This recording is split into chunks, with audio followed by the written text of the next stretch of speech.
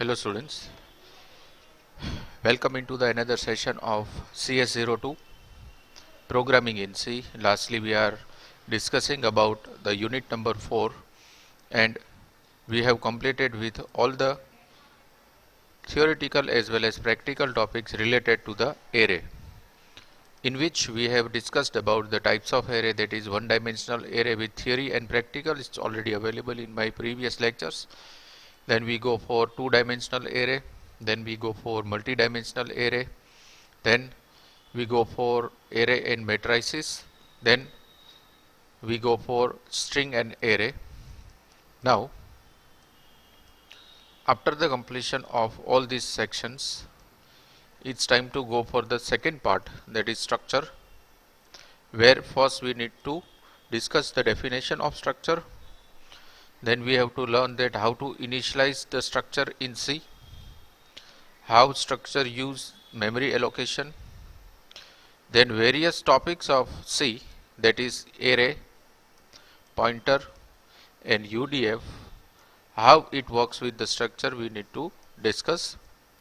Then we have to go for nested structure, and lastly we introduce introduction to union with the difference between structure and union. So all these topics we need to discuss about unit number 4 part number 2. So let's start with what is structure.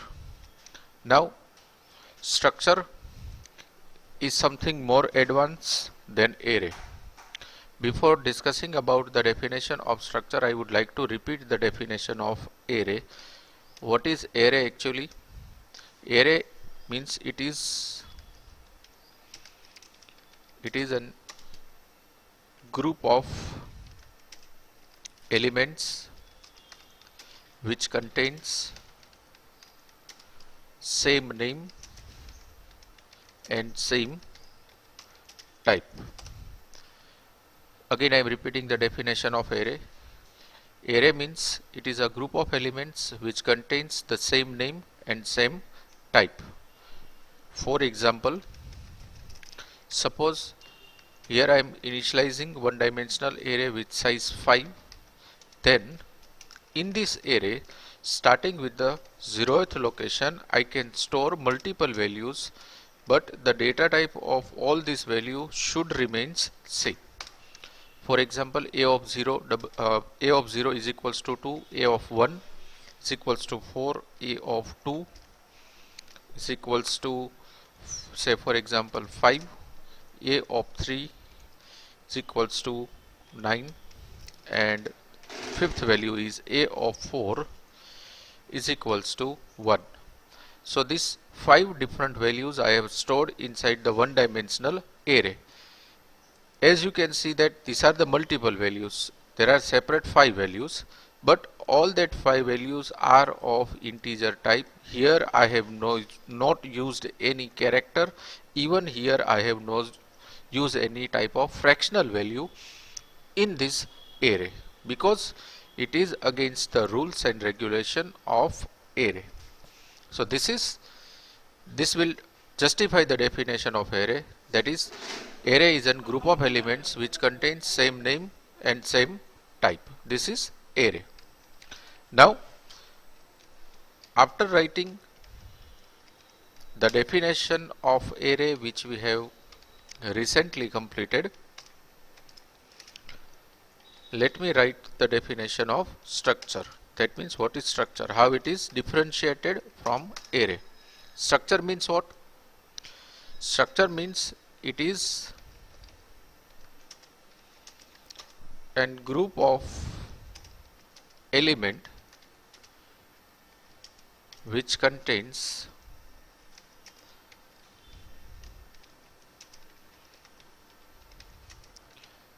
same name and different type. So this last word differentiates structure from array. તમે એરેના ડેફિનેશનની અંદર જોયું હશે કે same type જ રહે છે multiple values માટે અને સેમ નેમ રહે છે, જ્યારે સ્ટ્રક્ચરમાં પણ ગ્રુપ ઓફ એલિમેન્ટ્સ છે સેમ નેમ છે પણ ટાઈપ જ્યોમેટ્રી છે એ ડિફરન્ટલી ડિક્લેર કરી શકો છો. એટલે કે એનો મતલબ શું? સૌથી પહેલા તો સ્ટ્રક્ચર ડિક્લેર કરવા માટે એનો એક કીવર્ડ આપણને યાદ રહેવું જોઈએ, જે કીવર્ડ છે struck. Struck is a keyword to declare the structure. Then here any valid structure name we can give.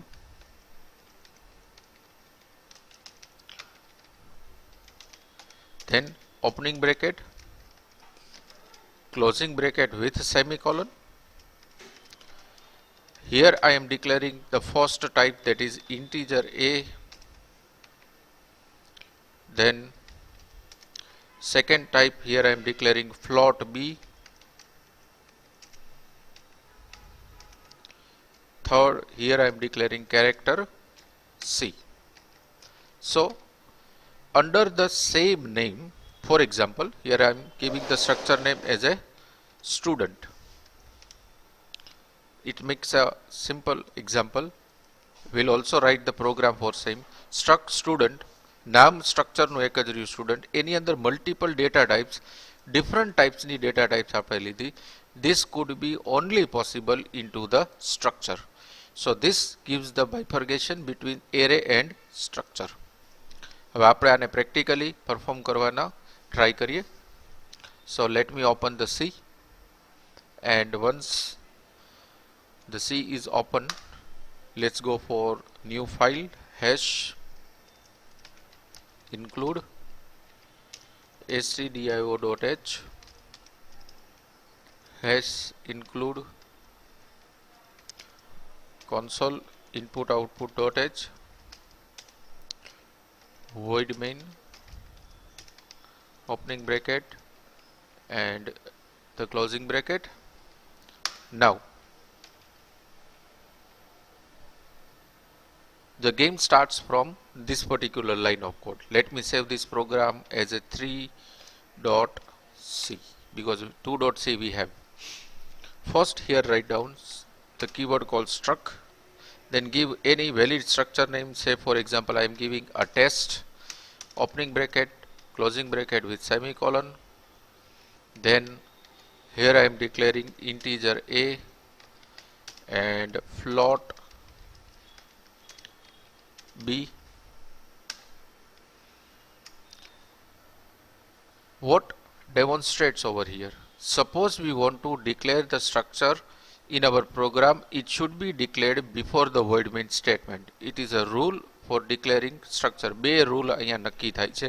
પહેલો રૂલ એ છે કે સ્ટ્રક્ચરને ડિક્લેર કરવા માટે સ્ટ્રક કીવર્ડનો યુઝ કરો. તમે જોઈ શકતા હશો કે એ વ્હાઇટ કલરની અંદર કન્વર્ટેડ ફોર્મેટમાં આપણને દેખાડે છે. બીજો કે structure should be declared before the void main statement. અહીંયા મેં બે અલગ અલગ ટાઈપના વેરિયેબલ્સ લીધેલા છે, જેમાં ફર્સ્ટ વેરિયેબલ ઇન્ટીજર એ છે અને સેકન્ડ વેરિયેબલ ફ્લોટ બી છે. એના પછી આ સ્ટ્રક્ચરને એક ડમી નેમ આપવું ફરજિયાત છે. એટલે કે આનું એક હું ડમી નેમ આપું છું T1. મીન્સ ડમી નેમ એટલે કે આ સ્ટ્રક્ચર વોઇડ મેઇન સ્ટેટમેન્ટમાં કયા નામે ઓળખાશે, that should be declared over here. એટલે એનું મેં નામ આપેલું છે T1. Now inside this void main statement, first here I am giving a one message, enter your first value, then scanf %d comma n% T1, that is the structure's dummy name. T1 એટલે કે test actually જેનું dummy name આપ્યું છે dot એ. એટલે કે first variable access કરશે T1 નામના સ્ટ્રક્ચરમાંથી, જે વેરિયેબલનું નામ એ છે. એવી જ રીતે હું સેકન્ડ મેસેજ આપું છું, enter your second value, scanf %f. હવે અહીંયા મેં %f શું કામ લીધું છે? કેમ કે સેકન્ડ મારો જે વેરિયેબલ છે એની ડેટા ટાઈપ મેં શું આપેલી છે? ફ્લોટ. એટલે અહીંયા %f comma Sorry for the interruption. Recording gets stopped due to some technical error. Let's continue. Next line is scanf percentage f, scanf into the double inverted comma percentage f, because I have declared the second variable as a float, and then I am writing end person t1 again, that is the dummy name of my structure, and then b. What it does, it will access the variable outside the void main statement which is present inside the structure with the name of structure's dummy variable, that is t1. void main statement માં આપેલો એ નામનો variable આપણે void main statement માં declare કરેલો નથી, structure માં કરેલો છે કે જે void main statement ની ઉપર છે, સેપરેટ છે, કેમ કે એના ઓપનિંગ અને ક્લોઝિંગ બ્રેકેટ્સ ત્યાં અવેલેબલ છે. એનું ડમી નેમ મેં t1 આપેલું છે, એટલે એ ડમી નેમમાંથી એ વેરિયેબલ void main સ્ટેટમેન્ટમાં એક્સેસ થશે. આ જ સ્ટ્રક્ચરની મેઇન પ્રેક્ટિકલ થિયરી અને લોજિકલ ઇમ્પ્લિમેન્ટેશન છે. મેં રીડ કરી બે વેલ્યુ. હવે અહીંયા હું લખું છું printf your first value is percentage d comma t1 dot a dot access identifier છે કે જે એક્સટેન્શન સ્ટ્રક્ચરની અંદર એનું એક્સેસ કરશે void main સ્ટેટમેન્ટમાં, એટલે એ ઓપરેટર તરીકે આપણે યુઝ કરીએ છીએ. ધેન printf સ્લેશ n લઈ લે નવી લાઈન માટે. printf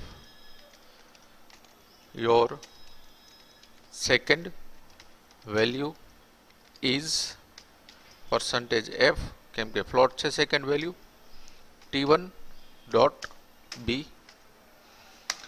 and at last get ch. let's save the program, compile કરીએ તો એમાં કોઈ syntactical error નથી, તો આપણે second phase ની અંદર જઈ શકીએ. let's run the code. as per the logic it asks for the first value, મેં માનો કે આપી 2 જે ઇન્ટીજર છે, સેકન્ડ આપી 4.6 કે જે ફ્લોટ છે. તો 2 અને 4.6 એ અને બી નામના વેરિયેબલ્સ જે સ્ટ્રક્ચરની અંદર ડિક્લેર કરેલા છે, void main સ્ટેટમેન્ટમાં નથી, છતાંય તે એની અંદર ડેટા સ્ટોર કરે છે અને એમાંથી એ ડેટાને રિટ્રાઈવ કરીને તમારા સ્ક્રીન ઉપર ડિસ્પ્લે કરે છે. એક આપણું બેઝિક ફંક્શન જે છે એ યુઝ કરવાનું આપણે આમાં રહી ગયું, જે મૂકી દઈએ CLR SCR, એટલે એ કોઈ ડાઉટ ના રહે. વર્કિંગ, માનો કે પહેલી મેં વેલ્યુ આપી 3 જે ઇન્ટીજર છે અને સેકન્ડ આપી 8.9, તો 3 અને 8.9 એઝ ઇટ ઇઝ આપણા સ્ક્રીન ઉપર સ્ટ્રક્ચરના મેમ્બર્સની અંદર સ્ટોર કરેલા છે અને એ સ્ટ્રક્ચરના મેમ્બર્સ ડેટાને ફરી પાછા સ્ક્રીન ઉપર એઝ ઇટ ઇઝ ફોર્મેટમાં થ્રો કરે છે. સો just write down the definition of this particular program. ત્યાં સુધી હું આને નોટપેડમાં ઓપન કરી રાખું for better visibility purpose. that means you can write it properly. આપણે આને ફરી પાછો એક વખત રિપીટ પણ કરીએ. so I am going in C drive, turbo C, disk, turbo C, bin, and the program is 3.c. આ પ્રોગ્રામની ડેફિનેશન આવી રીતની થશે: write a program which create a structure called test, contains the two member a and b, where a is integer and b is float. Now read and print appropriate values in that particular members. આ definition તમારા આ પ્રોગ્રામની થશે. Programme તમારી સામે વ્યવસ્થિત નોટપેડની અંદર ખોલેલો છે. વિડીયોને પોઝ કરીને તમે આ પ્રોગ્રામ લખી શકો છો, પણ હું ટાઈમ વેસ્ટ નથી કરતો. આઈ એમ કન્ટિન્યુઇંગ માય ડિસ્કશન, પણ તમે લખતા હોય ત્યારે આ વિડીયો પોઝ કરી શકો છો. શું કરેલું છે આપણે પહેલાં? સૌથી પહેલાં આપણે બેઝિક લાઇબ્રેરી ફંક્શન્સ આપેલા જ છે. સ્ટ્રક્ચર્સના રૂલ્સ એન્ડ રેગ્યુલેશન પ્રમાણે void main સ્ટેટમેન્ટની ઉપર મેં સ્ટ્રક નામના કીવર્ડથી એક સ્ટ્રક્ચરને ડિક્લેર કરેલું છે જેનું નામ છે ટેસ્ટ. તમે નામ કોઈ પણ આપી શકો. એના પછી એના ઓપનિંગ અને ક્લોઝિંગ બ્રેકેટ પછી એ સ્ટ્રક્ચર void main સ્ટેટમેન્ટમાં જે નામથી એક્સેસ થશે એ નામ આપેલું છે, જે છે t1, રાઈટ. હવે એના મેમ્બર્સ મેં બે ડિક્લેર કરેલા છે. બે કરું એટલે મલ્ટિપલ થઈ ગયા. પહેલો મેમ્બર છે ઇન્ટીજર એ જેની ટાઈપ ઇન્ટીજર છે, બીજો મેમ્બર છે બી જેની ટાઈપ છે ફ્લોટ. એટલે અહીંયા મલ્ટિપલ ડેટા ટાઈપ્સ પણ ડિક્લેર કરેલા છે. અહીંયા સ્ટ્રક્ચર એરેથી ડિફરન્શિએટ થાય છે. એના પછી લખેલું છે void main, ઓપનિંગ બ્રેકેટ અને ક્લોઝિંગ બ્રેકેટ, રાઈટ. એમાં સૌથી પહેલા મારું basic function CLR then printf enter your first value, scanf %d and %t1 dot a that access the first value of structure, then printf enter your second value, scanf %f t1 dot b which access my second member of the declared structure. એની અંદર value store થઈ ગયા પછી એ વેલ્યુઝને print કરવા માટે હું અહીંયા લખું છું printf your first value %d t1 dot a, scanf નવી લાઈન માટે, સોરી printf / નવી લાઈન માટે, then printf your second value is %f t1 dot b which prints my plotting value onto the screen. એટલે કે જેવો હું આ પ્રોગ્રામને રન કરું છું ત્યારે આઉટપુટમાં મારે મેસેજ આવે છે enter your first value, જેમાં હું માનો કે નાખું 3, એ નાખ્યા પછી સેકન્ડ મેસેજ આવશે enter your second value, જેમાં હું આપું છું 4.5. આ ઇનપુટથી અમારા આઉટપુટ આ રીતે આવે છે your first value is 3, your second value is 4.5. તો આ રીતનું આઉટપુટ આપણને સ્ક્રીન ઉપર દેખાડશે. આઈ હોપ કે તમે પ્રોગ્રામને સરખી રીતે સમજી શક્યા હશો. બે વસ્તુનું ખાસ ધ્યાન રાખજો. પહેલું, સ્ટ્રક્ચર હંમેશા void main સ્ટેટમેન્ટની ઉપર જ ડિક્લેર થાય. સ્ટ્રક્ચરનું નામ કોઈ પણ આપી શકો પણ કીવર્ડ આપવો ફરજિયાત છે સ્ટ્રક, અને સેકન્ડ એનું ડમી નેમ આપવું ફરજિયાત છે. મેં આપેલું છે t1, તમે કોઈ પણ આપી શકો છો. So this is the way to practically handle structure in our programming in C. Now let's go for another program. બીજો પ્રોગ્રામ કઈ રીતનો છે તો કે સ્ટ્રક્ચરની અંદર જે બે મેમ્બર્સ મેં લીધેલા છે એ બે મેમ્બર્સ હું સેમ ટાઈપના રાખું છું. સૌથી પહેલા તો એટલે કે અહીંયા મેં ફ્લોટ બી લીધેલું છે, એની જગ્યાએ હું ઇન્ટીજર બી કરી દઉં છું. અહીંયા %f ની જગ્યાએ પણ મારે ડી કરવું પડશે. અને હવે એની પછી આ બેયનું એડિશન પ્રિન્ટ કરું છું. ક્યારેય પણ એક ફ્લોટ અને એક ઇન્ટીજરનું એડિશન આપણે ન કરી શકીએ, છતાં પણ ટેસ્ટ કરશું. પણ પહેલાં આપણે પ્રોપર એક પ્રોગ્રામ કરી દઈએ. printf, અહીંયા હું લખું છું addition of 2 number is %d, t1 dot a plus t1 dot b. Simple program આપણે આવી રીતના ચેન્જ કર્યો. there are no syntactical error. આપણે રન કરીએ, પહેલી વેલ્યુ 2 આપીએ, બીજી વેલ્યુ આપણે સે ફોર એક્ઝામ્પલ ફરી પાછી 2 જ આપીએ, તો આન્સર શું આવવો જોઈએ 4. તો એડિશન ઓફ 2 નંબર જે છે એ 4 આવી જાય છે. તો ડેફિનેશન પ્રોગ્રામની શું થશે? Right a program to add 2 numbers using structure, right. હવે આને આપણે પહેલા નોટપેડમાં પ્રોપરલી જોઈએ, કેમ કે સ્ક્રીન રિઝોલ્યુશન તમને નાનું દેખાતું હશે તમારા મોબાઈલની અંદર. So let's open that particular file in notepad. નોટપેડમાં ઓપન કરીએ. નોટપેડમાં ઓપન કરી દીધી. આ રીતનો પ્રોગ્રામ છે, કોઈ ચેન્જ નહીં. પહેલો ચેન્જ મેં અહીંયા પ્લોટ બી લખ્યું હતું, એની જગ્યાએ ઇન્ટીજર બી લખ્યો, પહેલો ચેન્જ. સેકન્ડ, મેં અહીંયા સ્કેનએફમાં %f t1 ડોટ બી લખ્યું હતું, એની જગ્યાએ %d કર્યું, કેમ કે મારો બી નામનો વેરિયેબલ છે, એની ડેટા ટાઈપ ઇન્ટીજર છે. Than I have return printf addition of 2 number is %d, પછી t1 ડોટ a, એટલે કે આ પહેલા વેરિયેબલની વેલ્યુ એક્સેસ થશે, એનું એડિશન ઈ જ સ્ટ્રક્ચરના બીજા મેમ્બરની વેલ્યુ સાથે થશે. એટલે કે જેવો આ પ્રોગ્રામ રન કરું છું ત્યારે આવી રીતનો પહેલો મેસેજ આવશે, એન્ટર યોર ફર્સ્ટ વેલ્યુ, જેમાં મેં આપી હતી 2, એન્ટર યોર સેકન્ડ વેલ્યુ, એમાં પણ મેં આપ્યું હતું 2, અને આઉટપુટ આવતું હતું addition of two number is 4. આ રીતનું આપણને ઇનપુટ આઉટપુટ જે છે એ પ્રોગ્રામનું દેખાતું હતું, રાઈટ. સો અહીંયા વેલ્યુ તમે ગમે એ એન્ટર કરી શકો. માનો કે 3 અને 2 આપ્યું હોત તો અહીંયા આન્સર શું આવત? 5. ઇન શોર્ટ, આ પ્રોગ્રામ બનાવવા માટેનો પર્પઝ શું છે કે સ્ટ્રક્ચરની અંદર જે તમે મેમ્બર્સ ડિક્લેર કરેલા છે એમાં ડાયરેક્ટ મેથેમેટિકલ મેન્યુપ્યુલેશન્સ પણ કરી શકો છો. એની માટેની કોઈ સ્પેશિયલ એફર્ટ્સ આપવાની જરૂર નથી. હવે આ જ પ્રોગ્રામમાં એક હજી નાનો એવો માઇનર ફેરફાર કરીએ એટલે ડાઉટ ક્લિયર થઈ જાય. અહીંયા હું પ્લસની જગ્યાએ સિમ્પલ માઇનસ મૂકું છું. Yes, it subtracts the two value of structure.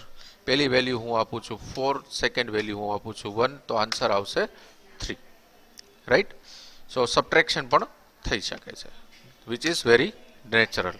તો બીજી ડેફિનેશન આપણા પ્રોગ્રામને એવી થાય, right a program to subtract the two numbers using structure and its two different variables. હવે આપણે જે વચ્ચે વાત કરી હતી કે અહીંયા માનો કે હું ફ્લોટ એઝ ઇટ ઇઝ રાખું, બી ને ફ્લોટ રાખ્યો, તો ઓબ્વિયસલી અહીંયા મારે પર્સન્ટેજ એફ આપવું પડશે. હવે અહીંયા હું જેવું એડિશન કરું છું તો શું થશે? પહેલી વેલ્યુ તો ઇન્ટીજર છે, મેં ઇન્ટીજર આપી, અને બીજી વેલ્યુ મેં ફ્લોટ આપી. then what happen? It returns 0. Why? Because program didn't rectifies the second member's value which is fractional. અહીંયા ફ્રેક્શનલ છે એ રેકગ્નાઇઝ કરી શકતું નથી. તો એને રેકગ્નાઇઝ કરવા માટે માનો કે આપણે અહીંયા પર્સન્ટેજ એફ આપી દઈએ તો શું થાય? 3.1.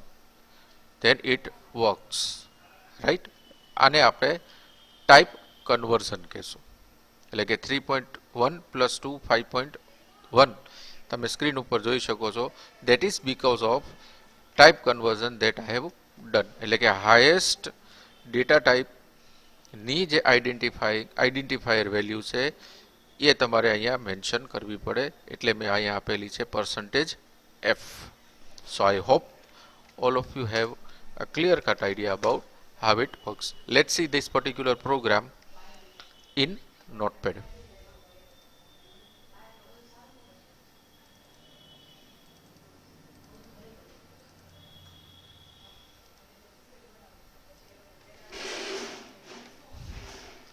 જે ચેન્જીસ કરેલા છે એ જ હું માત્ર બોલું છું. અહીંયા બી ને મેં ફ્લોટ લીધો, ચેન્જ નંબર 1.